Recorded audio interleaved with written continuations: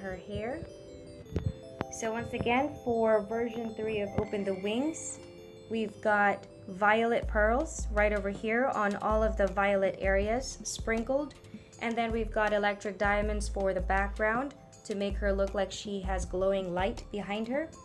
And finally, for version 3 is now adding morganite crystals that we have sprinkled on all of the pink areas, mainly on the pink wings that we see on the picture. And this would make this image the version 3 special treatment. Once again, if you purchase this in a different size, it would use the same special beads that we have used in this particular one for 50 by 63, either less of the beads for a smaller canvas or more beads for a larger canvas, but it would have this similar look.